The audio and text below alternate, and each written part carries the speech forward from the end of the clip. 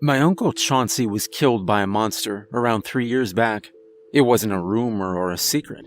It was a fact. Something everybody knew, because, well, they saw it.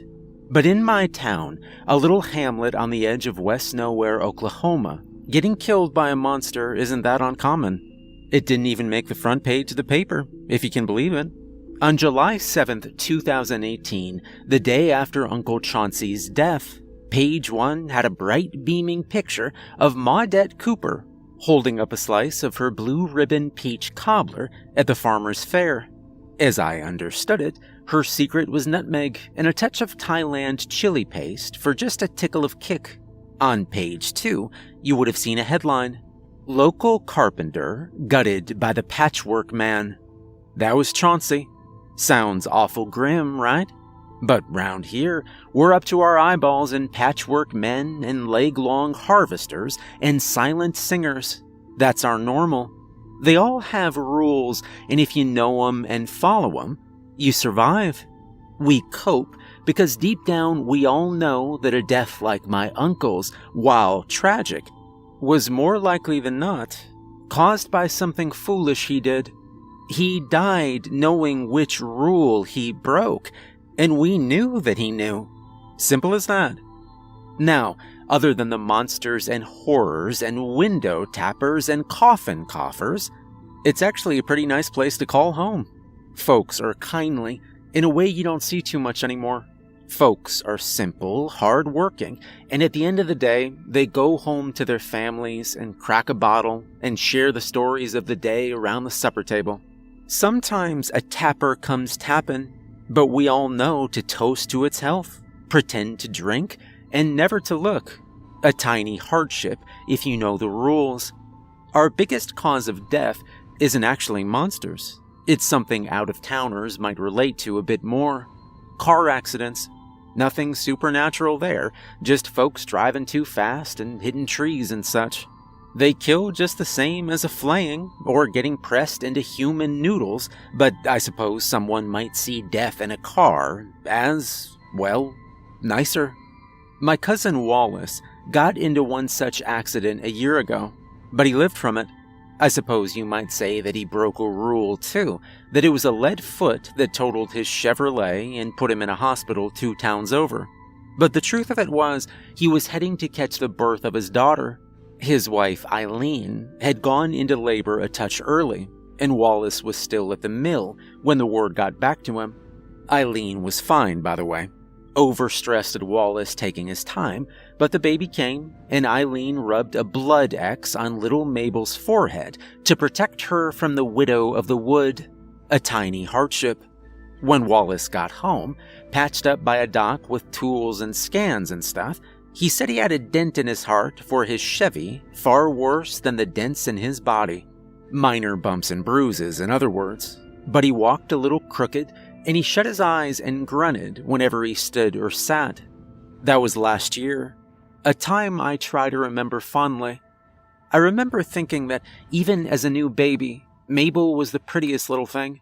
She had a full head of hair in these little wispy curls and eyelashes longer than them of Jeremiah Stevens' cow, Delilah. She was perfect. And on account of Wallace's bad back, it fell to me and Eileen to do most of the playing with her. We had to follow the rules for Wallace, too. One day, he was salting his greens and had a fit of pain in his shoulder, I guess. He dropped the salt shaker. Salt got on the floor. There's a rule for that. Eileen started counting. 1 Mississippi, 2 Mississippi, 3 Mississippi. The doorknob started rattling, and as I shouted for Wallace to pick up the salt and toss it behind him, he just held his shoulder and hollered for his medicine. I heard Eileen's 20 Mississippi, 21 Mississippi vanish into the bathroom. The rattling got louder. Mabel started crying, and I tried not to remember what happened to Bruce Sturgis's family when he lost his salt into a floor vent the winter I turned 7. Eileen returned on 43 Mississippi. Something about seeing that orange bottle of pills seemed to give Wallace the courage to fight the pain. He reached down, screamed like a banshee, and grabbed a pinch from the rug. 56 Mississippi, 57 Mississippi. The rattling had stopped, and I watched the doorknob slowly turning. Eileen was clutching Mabel to her chest, bawling and staring at the door, and then at Wallace. 59 Mississippi. Wallace grunted, and the doorknob snapped back to rest. He did it. He threw the salt. We were safe.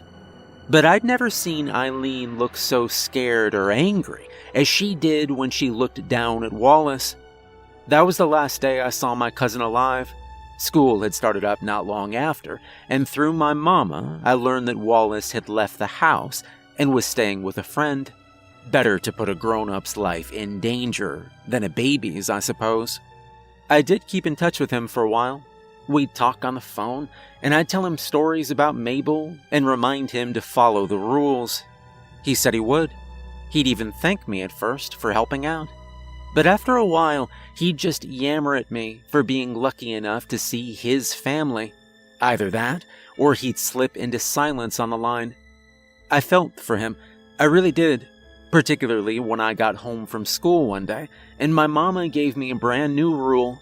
If Wallace ever comes around, you do not let him into this house, you hear? Just tell him to go away. This one didn't feel like a tiny hardship. It felt like hanging family out to dry. But 2 days later, when he came by knocking on the door while my mama was out, I followed the rule. He told me he had a gift for me, something special he'd hidden in our house. A part of me thought that the real gift would be seeing Wallace's face, but my mama is my mama. She gave me a rule, and in my town, rules keep you alive. So I told him to go away. After that, I didn't hear about Wallace for months. He didn't call, and when I tried his number, the line was disconnected. What with him vanishing like that, and no one speaking his name, I figured partly that he might have been taken by the jailer of Jacob's Junction. It was one of the monsters on the outskirts of town, one that had a train that always circled this one small loop of track. The jailer's train had a basement, though, and once you walked those stairs, you faded from the minds of all but one person in the life you left behind. It seemed to fit. But to my mind, Wallace probably hadn't killed the critter in the woods and left it there to rot. So, maybe not. You know, it's a hard thing to have a person you love just disappear. I searched for Wallace in my memories.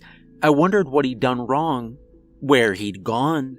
And from time to time, I'd climb up under the roof with my daddy's old binoculars, and I'd look for him through the trees. I never saw him, though. And then, 2 weeks ago, my mama told me that he died. I asked her how a dozen times before she named the monster that killed him. A new one, a new rule, another tiny hardship sat beside the grave of someone I counted as a friend. But when I asked her what the new rule was, she just shook her head and said, "I don't know, sweetie. Our monsters, they all have rules, and if you know them and follow them, you survive.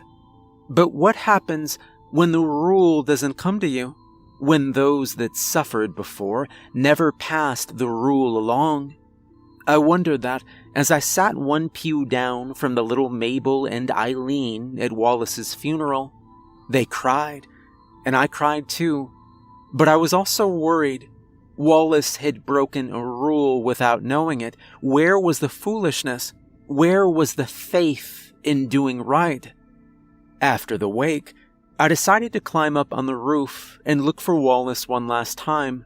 I'd seen him in his coffin, but the paper didn't name the monster that killed him. All it said was, "Father and husband died suddenly." Suddenly. As if death ever really feels expected in the moment it comes.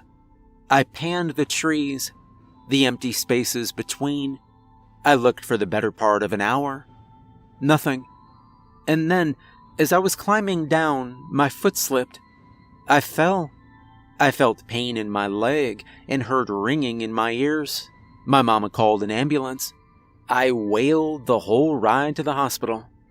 Compound fracture, a fancy way of saying your inside bones are on the outside now. That part I understood. I'd seen bones before. Blood. I coped because I knew that bodies break and I touched the bone so I wouldn't get stolen by the harvester. A tiny hardship made tinier still by all the pain. But when I awoke with a cast on my leg, after the doc had patched me up and the pain was only speaking instead of screaming, I saw a nurse at my bedside. She had a shot in her hand and she brought it to a tube coming out of my arm. "It's all right, honey. This is just something to help you sleep."